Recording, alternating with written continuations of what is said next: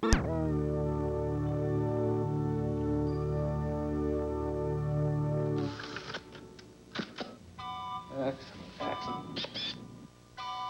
That's it. You got it. And out again. Photography. Is there any soul on Earth who's never seen a photograph? Or posed for one?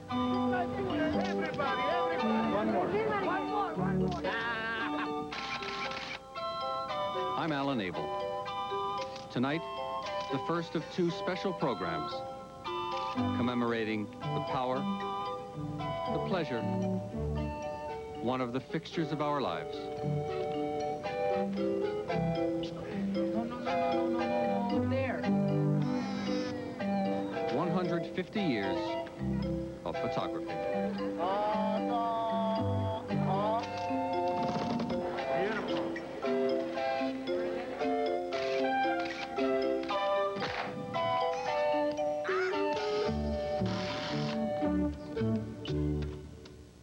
Imagine a lifetime of moments racing past, never to be recaptured, like reflections in a mirror. It was 150 years ago that a device was invented that could stop time, imprison those moments forever. Today, the technology is advanced, but the magic is the same. It's still the essence of photography, the magic of the mirror that remembers.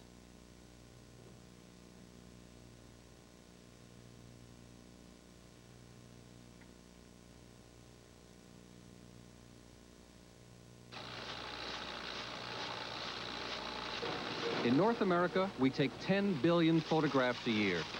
The process is simple. A strip of film, a lens, a shutter, but the result is transcendent. Art and technology framed, focused forever. It's certainly one of the great democratic inventions, if there ever was one. Photography. To historian Grant Romer, it gave ordinary citizens a power only the great had owned. It absolutely fills a need, I think, a very basic human need to have likenesses of loved ones and memorials of the important events in life. That has always been a need, but not necessarily given to the average person to achieve.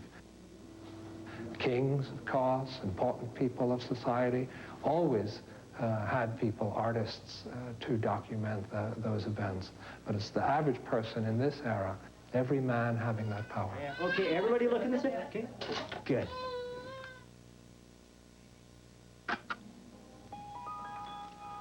Across a century and a half of magic, the oldest photos speak to us of a time before our recollection, offering proof of the world that preceded us, evidence of people and moments chosen, frozen, and preserved.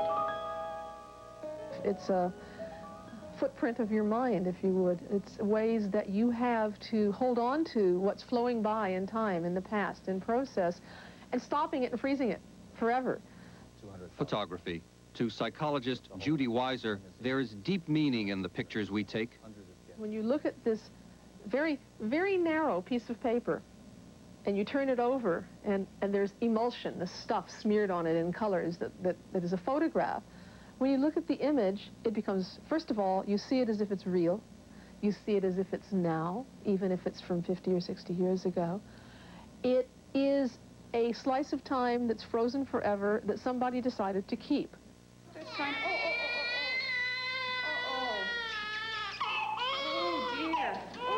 Right from the cradle, we're all baptized into a photographic life. Open your eyes. You ready? Cooperate now. Got the eyes open? Good one. Gotcha. And again? Okay. A life that parallels our everyday existence.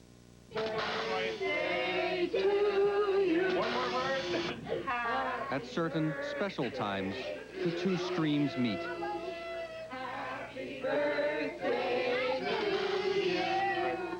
We load our cameras with milestones. Richard, eyes right at the camera here. Just a little bit of a smile there. Come on, you should be proud you're graduating. Good.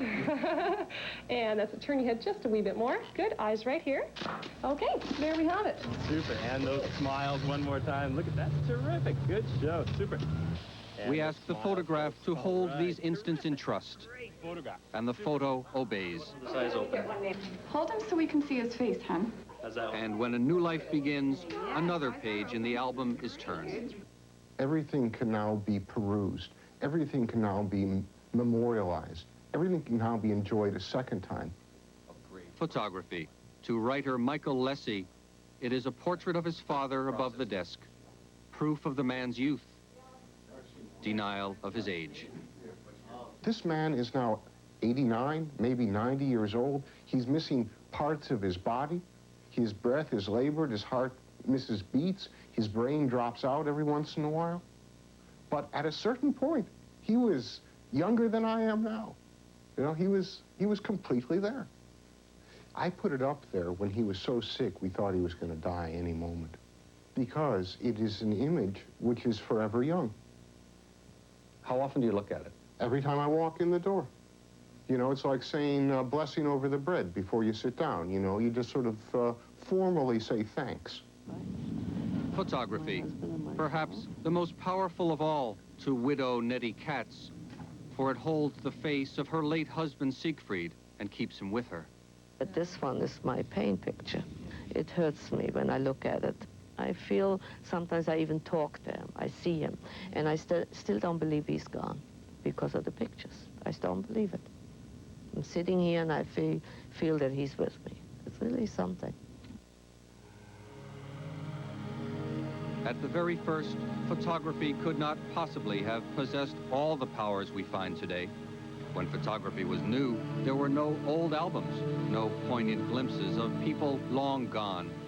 But right from the beginning, photography did answer a desire as ancient as the masks of the pharaohs, a desire that led men to invent a Shroud of Turin. It preserved reality.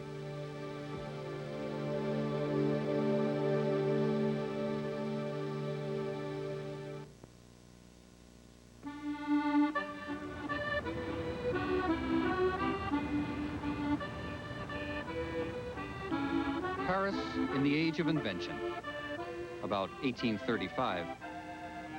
The age of the first steamships, the first railroads, and the age also of a young artist, bon vivant and man about town, Louis-Jacques Mandé Daguerre, a set designer of some renown, known for and obsessed with realistic dioramas, paintings like this attempt to make a parish church seem a great cathedral.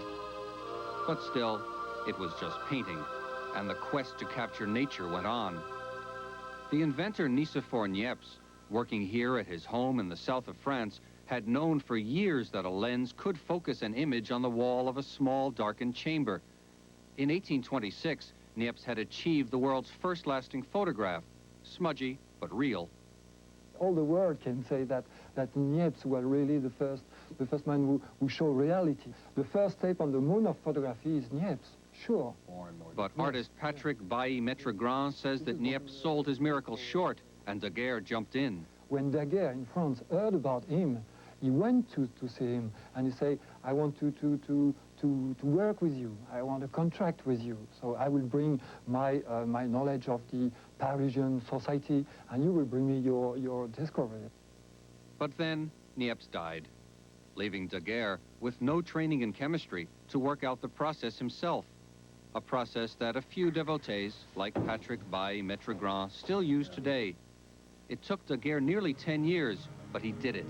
He found the formula that could freeze an image on a polished copper plate, and he called it, modestly, the daguerreotype.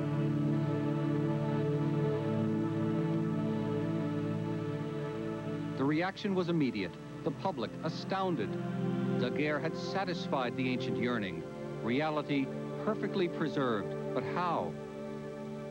Finally, in the summer of 1839, in this room at the Institut de France, at a special joint meeting of the Academies of Science and Fine Arts, the revelation. The inventor, Louis Daguerre, has found the way of fixing an image forever on a metal plate. A perfect imprint of nature, using only the sun's rays to draw the picture. It was one of those days when the world changed forever. Upstairs, the hearing room was packed. This courtyard was filled, and outside, hundreds more waiting along the banks of the Seine. Then suddenly, a window opened, and someone cried, "It's mercury! It's mercury that freezes the mirror." The crowd scattered. Within 1 hour, all the chemist shops of Paris were sold out of the materials needed to make daguerreotypes. Within a couple of days, hundreds of photographers were on the streets. And the artist Delaroche said, "From today, painting is dead." It will be quite magic. Now we can't understand it today now. We couldn't imagine what it was. It was so sharp and so magic. So all the people was looking at it as a real magic system. We take photography for granted today. It's a miracle. It's a time machine that works in one direction very well. I say when they make the picture that you can kiss, that kisses back, that's when they'll have something that's the next generation of jump that photography was in the period of 1839. It's dangerous, laborious, and expensive to make daguerreotypes. The developing agent, mercury vapor, is poisonous. Louis Daguerre had tried dozens of other combinations before stumbling onto the miracle. So he had mercury on his desk. And then he worked with the technique as Niepce showed him, and you don't see the image. So suddenly, one time he broke a vase containing the mercury, and you see the image coming. So he said, so I have the way to develop the image. And it was a very fantastic accident, but an accident. Sorry, Mr. Daguerre. And while Louis Daguerre was inventing photography in France, another man thought he was inventing photography here in England. William Henry Fox Talbot was a trained scientist, squire of ancient Laycock Abbey, now a museum. Completely ignorant of Daguerre's work with metal plates, Fox Talbot was experimenting with treated slices of paper, as curator Robert Lassam explains. It's only just a crude little box, and what he did was to put a piece of salted paper coated with silver nitrate in the back there, put this camera on a mantelpiece and expose it for about 2.5 hours, and he saw an image of the lattice window in Laycock Abbey. It was the first negative, a Talbot type, and from it, any number of positives could be printed. By 1839, Fox Talbot had been working here at Laycock Abbey for about 4 years on what he called the art of photogenic drawing.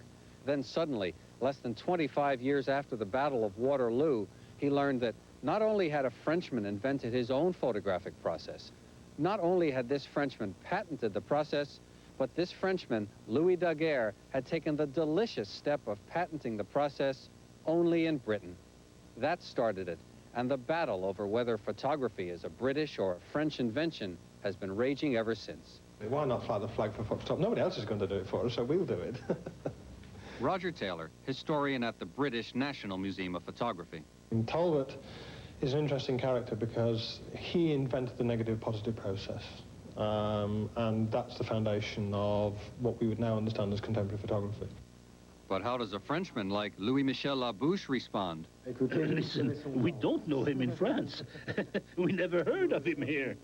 Well, we know Niepce, we know Daguerre, but this Sir Fox Talbot, you say, don't know him? He's unknown to us. Of course, Monsieur Labouche is the curator of the Daguerre Museum. But the verdict was the same in 1839. Daguerre's process was so dazzling, so detailed, it mesmerized everyone who saw it. And the result, Daguerreomania. It's impossible to conceive going to the camera for the first time. People didn't know what it was. It was a machine. Some people thought it was a gun. They'd get up and look in the camera during the exposure to see what machinery was turning. They didn't understand how the thing worked at all.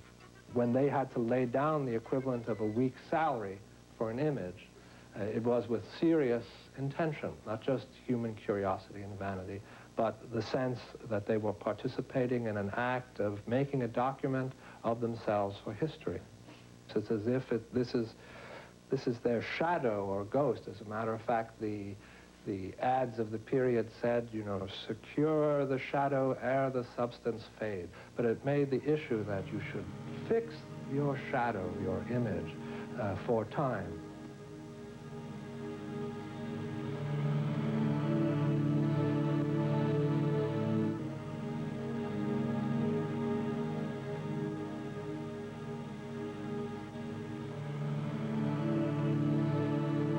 The daguerreomaniacs of the 19th century thought that their invention could stop time forever.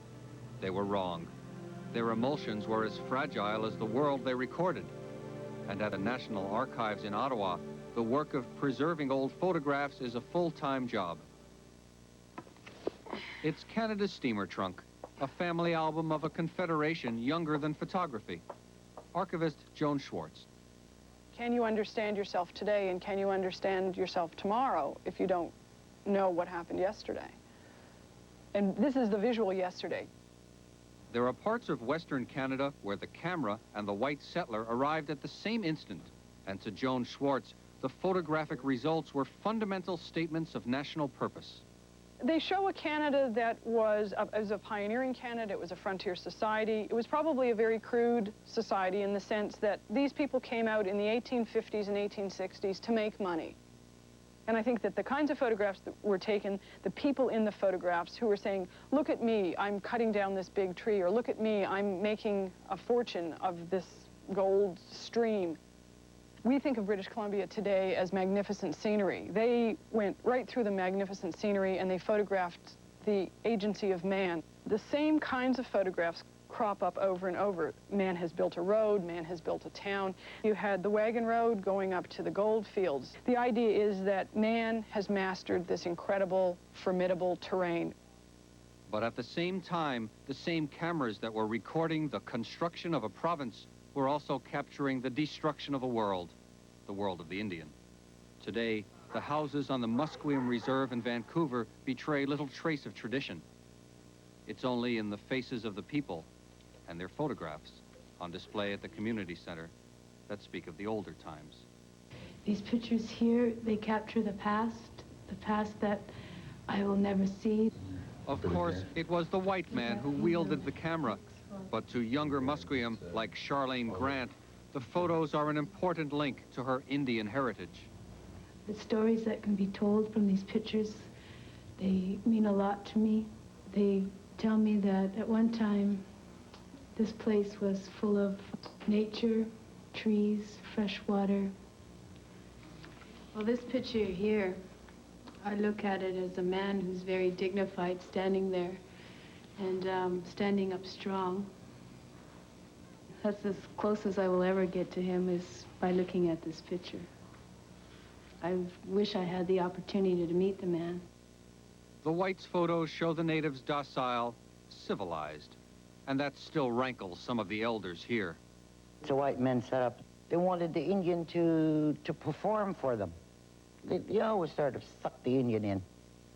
They are just naturally stern looking. There's no look like there's any happiness. They just say, the white man, you do this and you do that, and they're just looking at you in a daze. It's like dictatorship. To Ann Point, the bitterness burns through the old prince, and one in particular, a Musqueam dancer in full regalia. Maybe he was forced to do it, or asked to do it, or paid to do it. But you'll probably show it around the world and say, well, look at our savages or something. You interpret it different. To us, that's a very secret thing. It's a very sacred.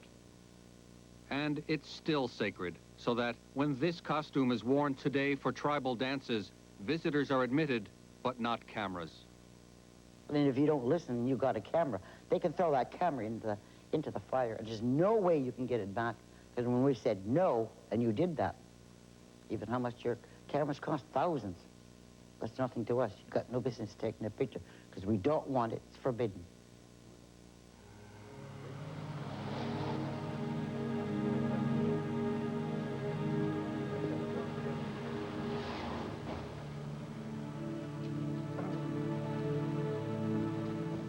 If there are some tribes that forbid photography, there are other bands that shoot anyone who won't shoot back.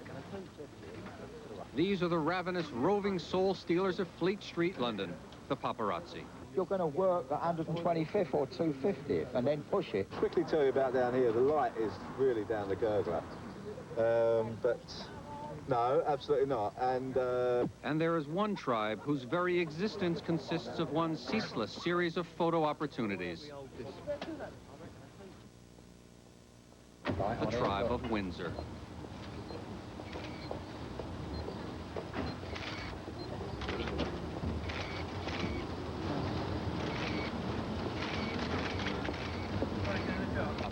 Arthur Edwards is official royal hunter for the Daily Sun. I think it does give the ordinary average person, our readers, a chance to see what their royal family's up to, not only at work but at play, not only on official occasions but unofficial occasions. The camera has been reducing the gulf between the monarchy and the public for more than 100 years. Paintings of Victoria showed her slim and regal. But when photography was perfected early in her reign, the whole idea of royalty was transformed. There she is as a mother with her children in a bonnet, sitting there like any other mother with all the children around her, and the notion of monarchy has disappeared. It's motherhood that actually comes forward, because the truth of the photographs doesn't show her as a monarch. Historian Roger Taylor has studied the impact of the camera on the court. When the photographs of Queen Victoria became publicly available in 1861, and you could go out and buy a photograph, a real photograph of Queen Victoria, then somehow you had personal access to that monarch. This way. And in the New World, we have a parallel monarchy, equally regal and untouchable. Movie stars. The stars, hounded, astounded, glamorized, and often terrorized by brigades of voracious snappers.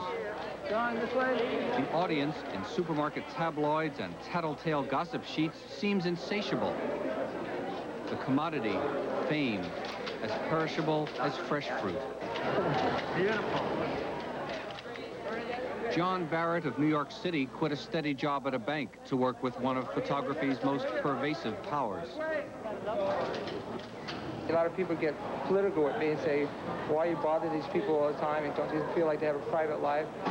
And I can't look at it that way. I'm trying to make a few $100s in each photograph, and somebody, I'm shooting, Jack Nicholson's making $5 million for the last movie he did, so I can't really feel sorry for them.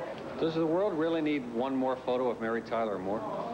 Yes, because they just want to see, they keep saying, oh, she looks good, or she age.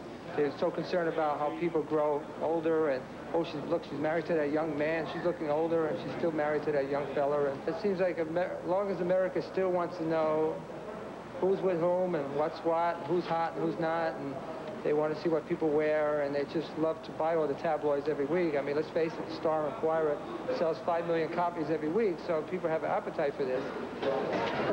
Beautiful.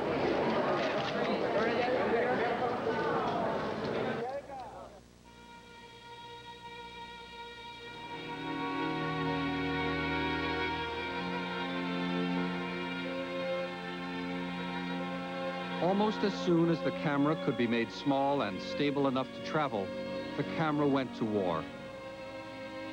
First to the Crimea, but the pictures that came back to the Victorian court showed British officers at tea. It would take many years and many wars before the camera would tell the whole truth. For most of its first century, it recorded advance. It portrayed assault. It went over the hill with our boys, whoever they were. Then in Vietnam, it all changed. In the hands of some journalists, the camera became a weapon of destruction, of questioning, of disbelief. There were journalists like the Frenchwoman, Catherine Leroy. I'm thinking of shooting the photograph that will tell a story, that will tell the strongest moments. This man is screaming in pain. 20 years later, it looks like the anger and the pain at the same time. I'm taking a photograph where I think there is compassion and where I try to show the misery and what war does to people. In Vietnam, she was wounded by shrapnel and by war itself. You must stay as invisible as possible, and the only way to do it is to become part of their group, and so they forget about you. And obviously there is so many things going on that they don't really see you anymore. And this is when you can photograph. Did the power of the little machine that you carried around, the camera, did you instantly realize how powerful it was? Oh, I knew fairly soon what an incredible tool it was when my photographs were published all over the world and seen by millions of people. I recognized that tool right away. And this is why it's becoming more and more difficult to photograph. And there are a number of countries where I cannot go back because I had broke the rule. I went by myself and I saw things which I was not supposed to see. The written word can be disputed. It could be the fantasy of a writer. Any government that has anything to conceal can always turn around and say, this is bullshit. If you have a documented photograph, you have a negative. How can you dispute that? To Canadian photojournalist Dilip Mehta, the picture taker is our proxy in worlds that must be seen. When I walk in as a photographer, it is my responsibility to very accurately report what took place.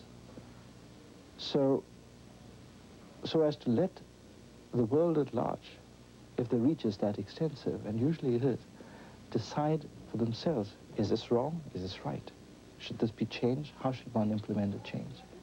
To Mehta, one tragedy stands out, the chemical disaster at Bhopal. Motion pictures flicker out. TV news moves on to the next crisis, but the photograph endures. You hold it, and it holds you. I was so overwhelmed by what was unfolding in front of me that it had to be recorded, almost virtually every move. It makes the reach of the tragedy universal. I mean, somebody has to damn well see that. You cannot ignore the bodies and the corpses and the deaths of the children because they hadn't lived their lives.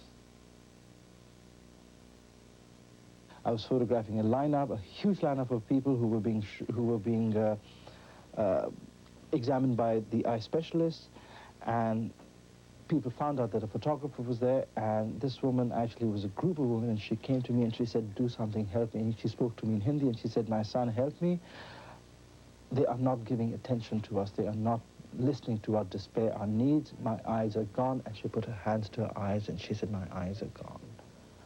I mean, I took about 4 or 5 or 6 frames because I knew immediately said so much of what I was trying to capture. She said, my eyes are gone. And she was showing me her eyes. And, you know, actually, if you look very closely, in her eyeballs, you see my reflection. So that, for me, is really frightening, you know.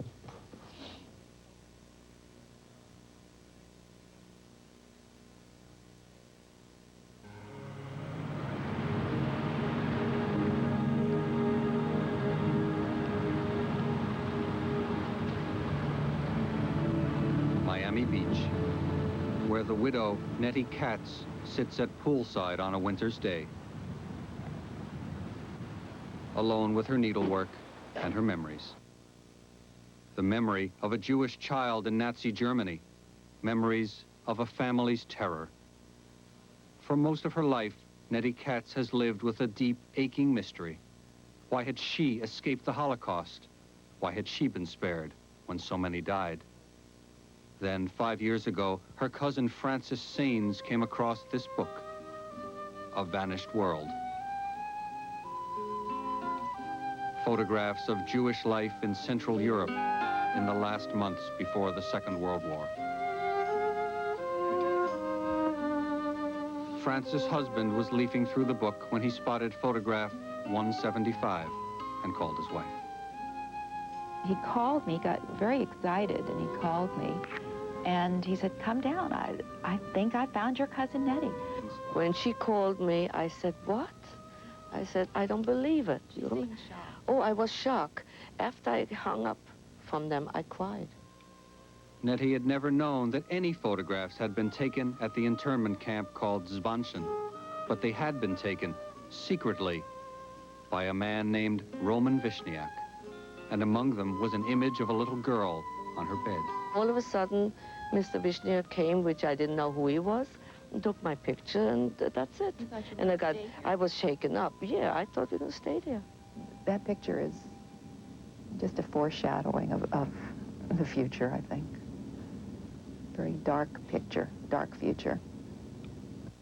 Most of Vishniak's negatives were confiscated and destroyed, but a few dozen were smuggled out by the Red Cross, among them the girl on the bed. And when officials in Sweden saw the girl, they demanded her release. At age 11, Nettie was taken from her family, from the camp, and released overseas to begin a new life with a foster family. But she was never told of the photograph, and all her life she wondered, why me? Why me? But that's really a miracle, you know, when you think about when I see myself like this, I just can't believe it. I can't believe it. It's just by luck. He caught me and said, let's take this little girl. And that's all. In 1984, it all came together. The photo in A Vanished World was little Nettie. She met Roman Vishniak, then nearly 90, in New York. And she understood that her life had been saved by luck, by fate, and by a photograph. So if it wasn't for the photo? Then I wouldn't have been alive. I would have gone where everybody else went. Yes. That's the truth.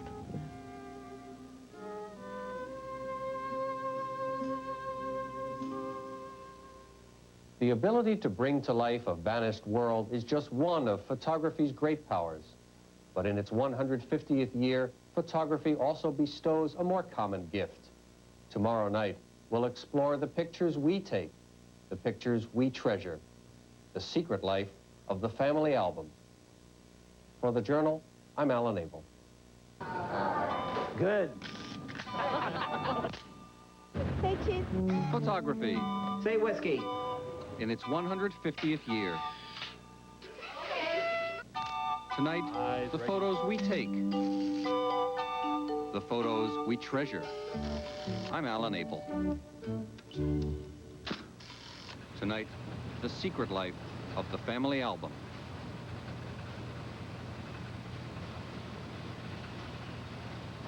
They're on our walls, they're on the refrigerators, they're on our desks, they're in our wallets, they're in our albums. We weave the tapestry of our life from them. When people have disasters, their house is on fire, they'll grab the pet, the children, and the family album. Symbolically, the photograph represents what is most dear in the families. There are 1,000,001 moments that haven't been photographed. We photograph rituals, any of the happy times. These, by the way, are all fabrications.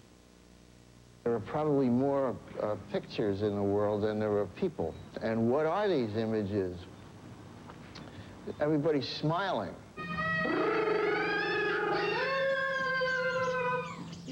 Of all the rituals that have become part of our photographic behavior, none is as fundamental as the smile. The camera itself is impartial, but we who use it are not. Until the child beams, the camera waits. It's a ritual we've all been through. I was dressed and I was stiff. I was really stiff and not myself. The Frenchman Robert Doisneau is one of the photographic masters of the 20th century. His camera has been a tool of humanity and humor. But Doisneau can remember a personal moment of sheer horror. And then they would do my hair. And he would disappear under a cloth, and he leave the room. And he would return with some wooden things that they looked like windows. Later, I did the same thing. I understood what he was doing, of course. He would set the camera, put a pier under it, and there was this terrible tension. And he said, don't move, oh, don't move. I was petrified. Everybody was screaming. And poof, there it went. So the shutter is snapped, the film is taken off to be developed, and what comes back is this, a smear of chemicals on a piece of cardboard.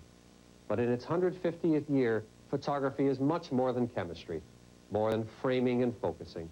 It's our little slice of immortality, a proof of our passage through life. And each picture says, I was here. Now let me see, can you catch the bubble? To portrait photographer Tibor Horvath of Toronto, the aim is to capture the delight of childhood and freeze it forever so that only the smiles endure. Say nanu nanu. Looking at me, everybody looks here. Say hi. Good, good, good, good. What brings back sentimental memories more? A nice photograph, that's what they want to preserve with those pictures. From the time when the children are small and the way they grow. And to look back at pictures the way you remember it is a wonderful thing. Smile, Lex. In photography's infancy, there were no photos of infants. They couldn't hold still for 20 minutes. But now the act is instant, and the result is a family's first enlargement, precious and significant. Few scholars have delved deeper into the hidden meaning of family photographs than Michael Lessie, an explorer of personal histories who's learned to read between the smiles. I found pictures made in the 1940s which were camera accidents that were preserved in the album. These were camera accidents where the film was not advanced, by accident, by camera failure. And one picture was taken on top of another picture. Now, these things happen. But what is extraordinary is that they were all made during or after the birth of the first child. They were all made of the mother holding the child. Many of them involved double exposures with trees. And the most extraordinary thing was they were preserved. They were preserved. They weren't looked at and said, oh, this is a mess, tossed out. These people preserved them because they had a numinous quality. They had archetypal power. They go to images with the mother, the firstborn, and the tree, images of immortality, images of life, fruition, and promise. We're talking religious stuff here. We're talking numinous power. And here these people are making their own private icons. They're not going to church and seeing the icon beyond them in the altar space. This is their own religious image of their own religious moment. They have bred their own Christ child.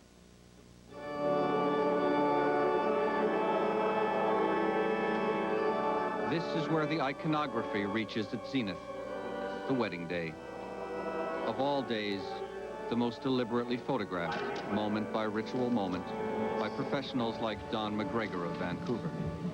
They're looking for spontaneous laughing, smiling, so on and so forth. But they're also wanting to have some photographs where they're looking at themselves and go like, wow, I look great that day. That was my special day.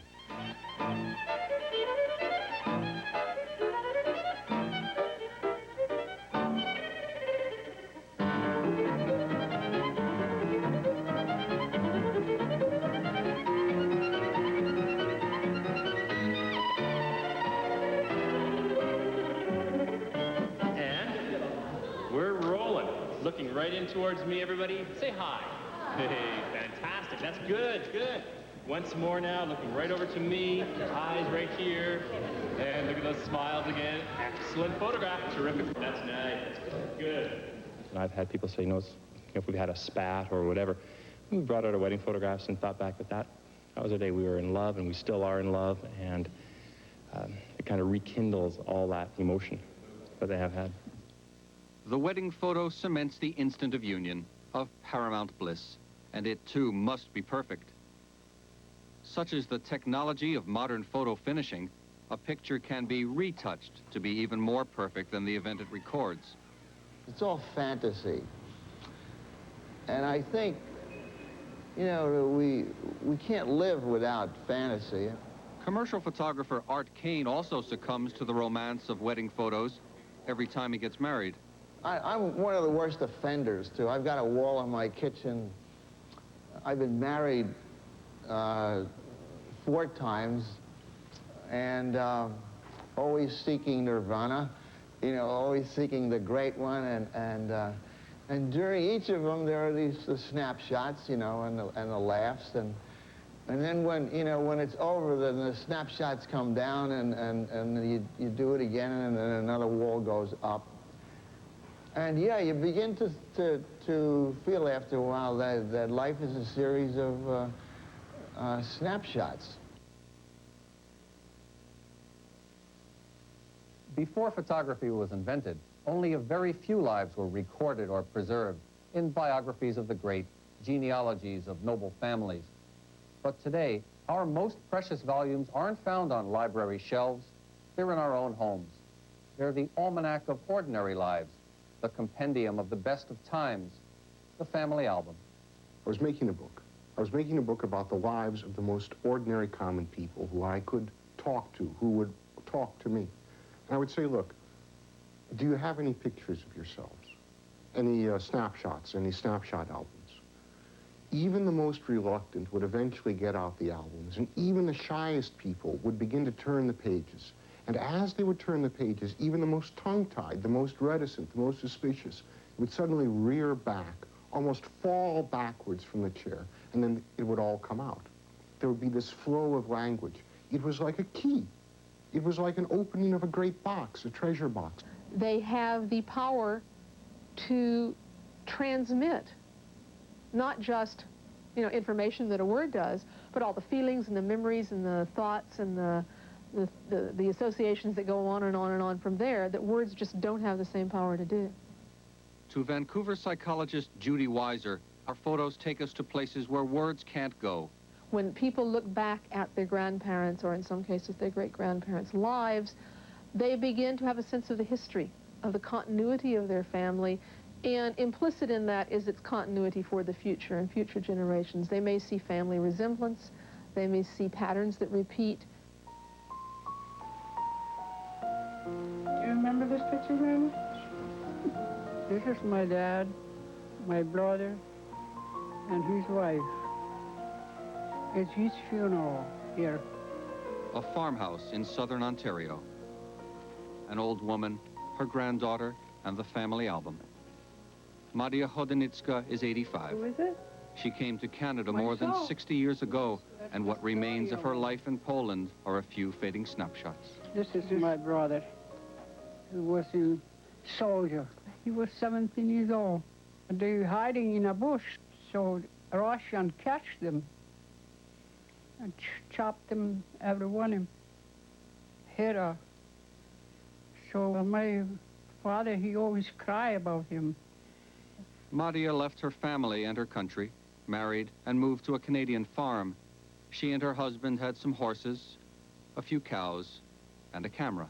We work by the hand. Every one of them kids was working. So we make a little bit of money. We have everything you needed. 60 years later, what endures is the photographic proof of the immigrant's triumph, an heirloom to be passed down through the generations. This is beautiful. I waited for that wedding for a long, long time. And her most prized photograph, her grandson's wedding, her grandson Wayne's wedding to Janet Jones.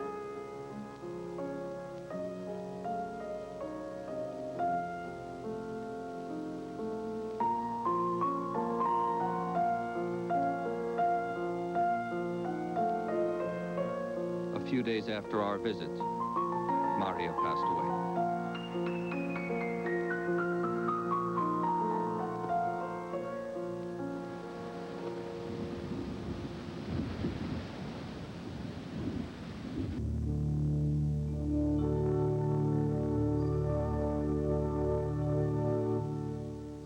This is a collection of pictures out of my family album. The standard stuff that I think everybody has. That's the kindergarten class graduation. Those were the years of being extremely awkward, having braces, glasses, and hair that would not do anything right. Being absolutely certain that my entire life was unhappy because I had a big nose. The usual teenage stuff. Psychologist Judy Weiser is a pioneer in the field of phototherapy. She's a specialist in exploring the hidden meanings, the secret messages in her clients' photographs and in her own. This picture struck me very strongly. It was taken very spontaneously. My parents were visiting. We were making breakfast. My mother said something absolutely funny. I gave her a large hug. My husband took a picture. When I saw the print, I see my mother and I locked in an embrace. I'm holding, the hands are very tight, and hers are doing the same. My poor father is behind us trying to break in, trying to be seen, trying to be part of that loving hug. And I think for me, this is a very strong statement of the sort of triangle that we had in our family when I was growing up. My mother and I were very, very good friends. I think my father got left out a whole lot. And family photos can trigger even deeper responses, as Laura Morrison discovered as she and Judy Weiser unraveled her childhood from a single picture. This was taken a year before my parents broke up.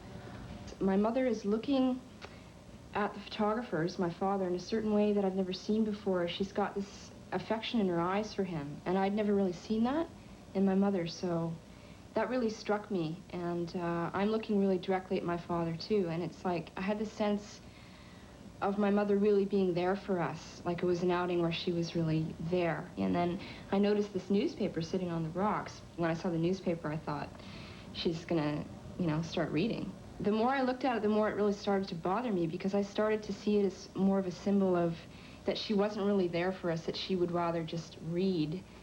So I became really angry at this newspaper for what it seemed to represent, that she was, at any moment, she could just pick up and start doing something else. Do you have anything you'd like to say to that photograph?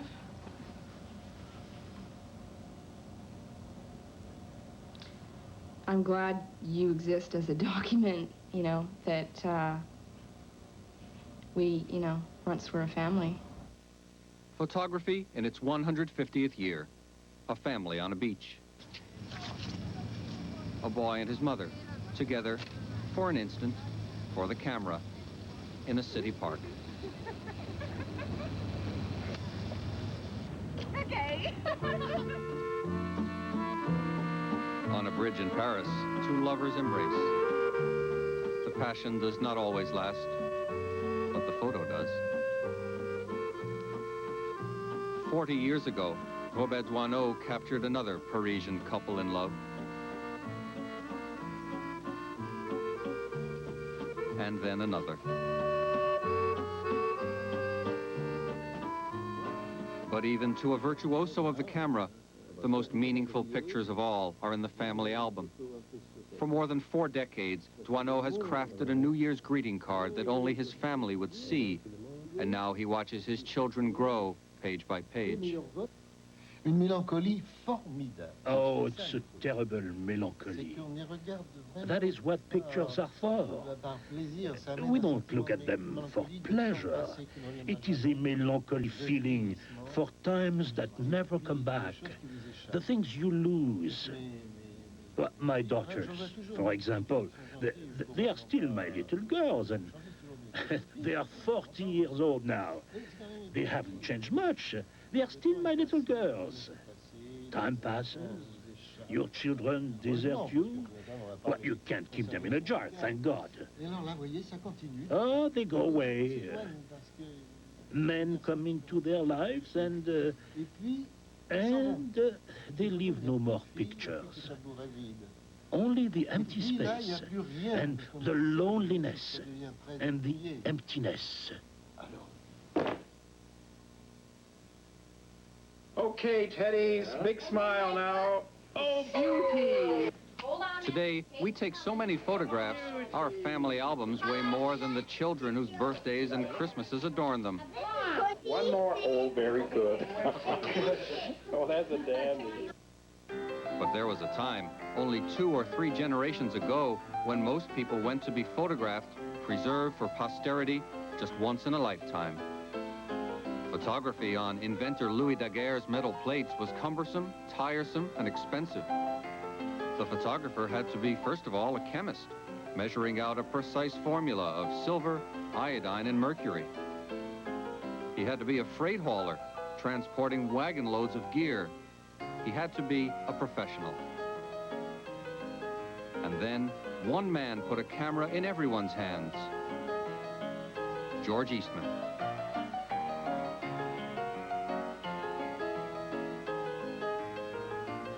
Rochester, New York, the hometown of a young man who never finished high school, but who grew to live in this mansion, having created a merger of art and industry that made him rich and made our lives richer. Most people can't paint, can't draw, can't write poetry. But George Eastman made photography the accessible art. 50 years after Louis Daguerre, Eastman created the second photographic revolution. With cameras like this one, Eastman made taking pictures cheap, and he made it simple. As he told the world in one of the first great mass marketing campaigns, you press the button. We do the rest. It was 1888. The camera was the Kodak One.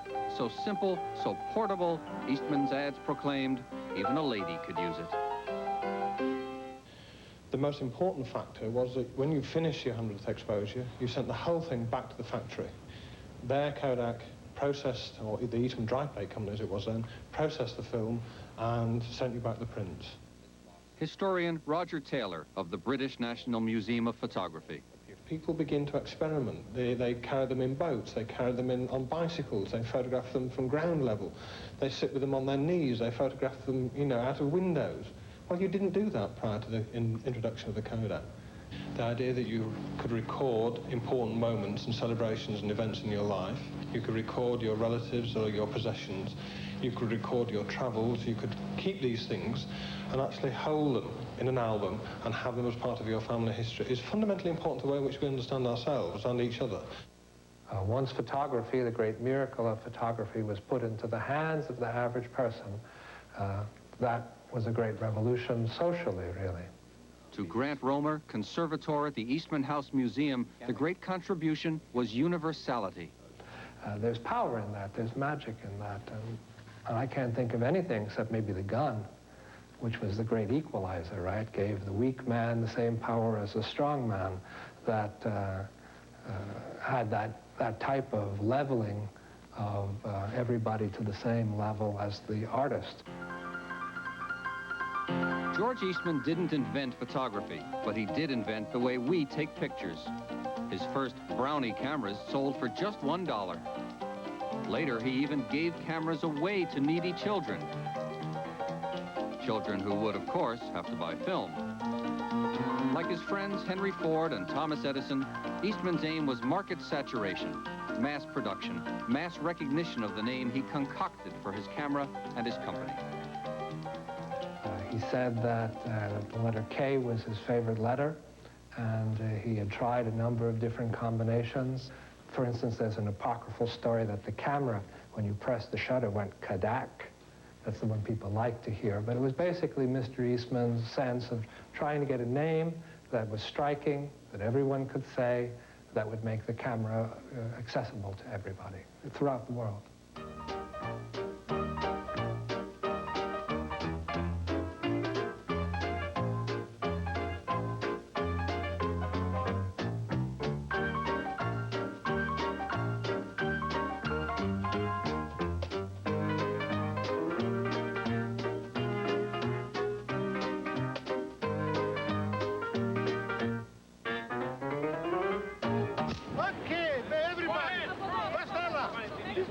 In the 101st year of the snapshot, the whole world now bears witness to the revolution Eastman wrought.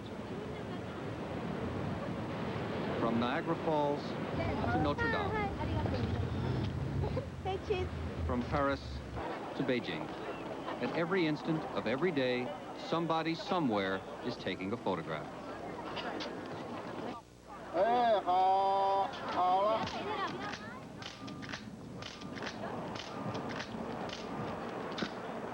We crimp and preen and pose as if the camera would not accept us the way we really are. The results can be ours in an instant. We've become conditioned to the ease of the process, an art without craft. You'll walk out on the street and see 50 guys playing a violin, but you'll see about 500 taking pictures any time, any day. You know, and there they are, the Japanese, the Germans, and the Swedes, and the Americans. And wherever you go, anywhere in the world, there's always somebody doing this, you know, bringing back the old memory. Art Kane is a professional. His photographs are meticulously composed, carefully framed and focused. He's astounded by the amateurs who just press the button and let Eastman do the rest. I really don't think there's any other medium in the world that the layman could lay hands on and produce a result that is somewhat respectable, if not artistic.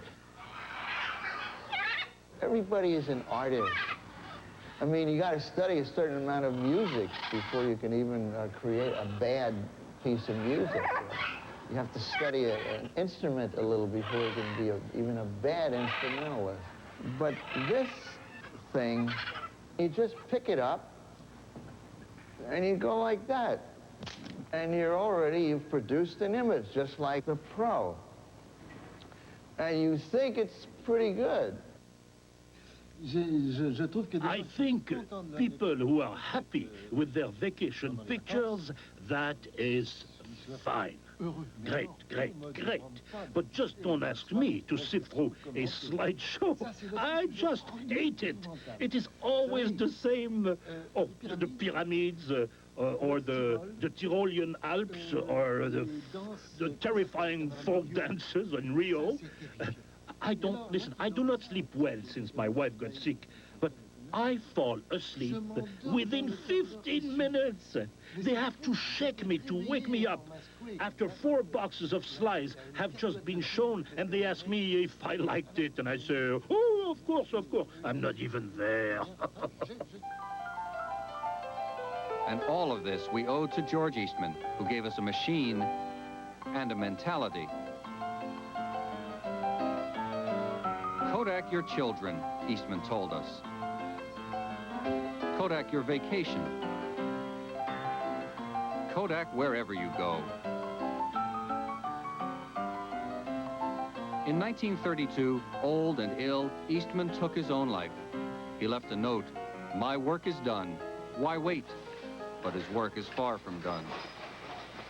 Today, at his Rochester factory, the hardware of photography has been simplified to the extreme.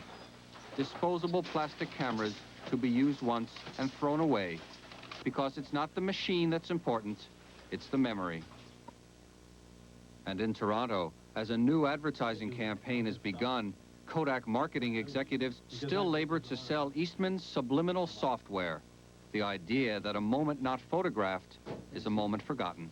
Anyways, that we are our pictures, if you guys could think about and our that, pictures are us. for the next meeting. We really got blown away with this one. We knew it was going to be a hot item, but we didn't realize how hot it was going to be. And of course, the reason for it is because it really says everything that every household out there thinks about when they take pictures. It really says memories and the capturing of memories right from childhood right on through life. But I think it really embodies the traditional positioning that Kodak has in the minds of the consumer. And I guess that explains really why it was so successful.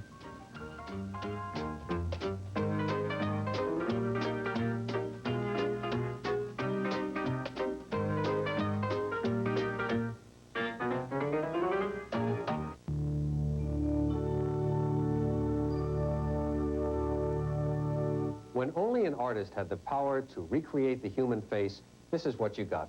The portrait was a contract where the painter promised to make the subject look as good as possible.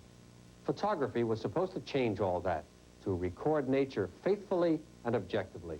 But in fact, the pictures in our family albums are just as idealized as this one, because the way we pose, the way we smile, it all adds up to life, not as we lived it, but as we wish we had. It's an idealized life that we present. In nearly all the photographs, people look comfortable, they look warm, they look cozy. The way in which they present their lives, none of the strife or the difficulties in their life is presented. So it's partly because the way in which the advertising medium and camera manufacturers and film manufacturers choose to advertise their wares.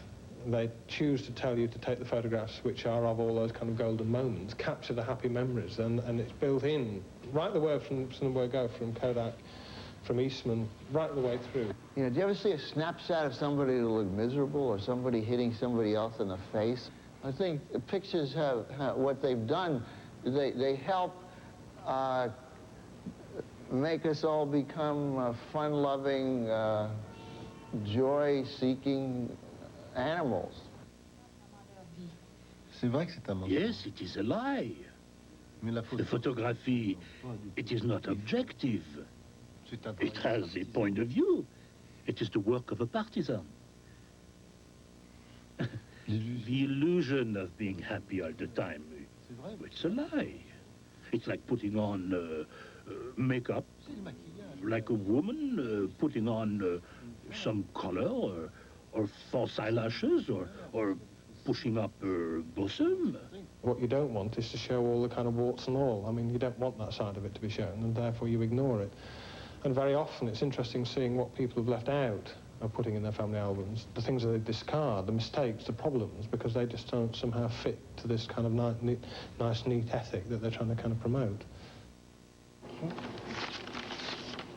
If our photographic lives do differ from our real lives, we don't seem to mind. And when the pictures come back from the printer, the rituals invented and relentlessly marketed by Eastman seem natural and important to each succeeding generation.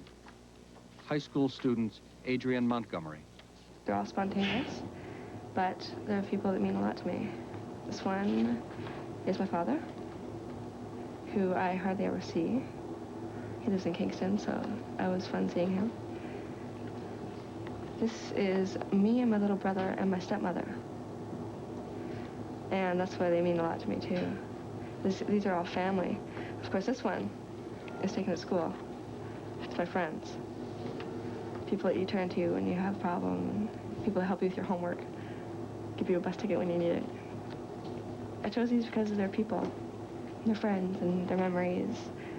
Not because of the way they're taken. It's not that great, but I like them.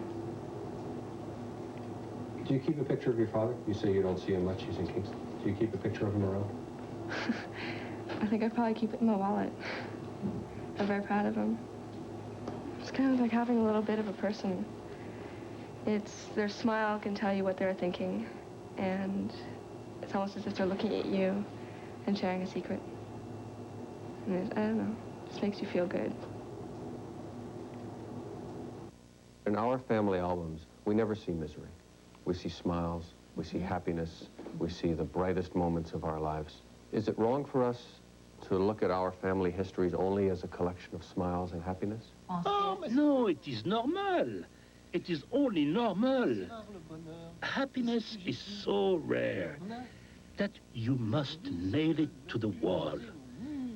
There is just so many more sad hours than happy hours. 150 years ago, Louis Daguerre achieved the first photographic miracle, the miracle of the mirror that remembers. 50 years later, George Eastman made universal what Daguerre had made possible.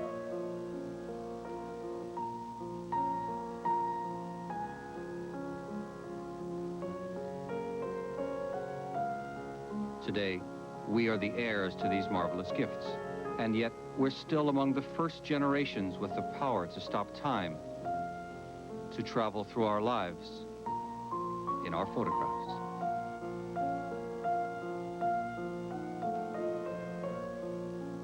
For the Journal, I'm Alan Abel.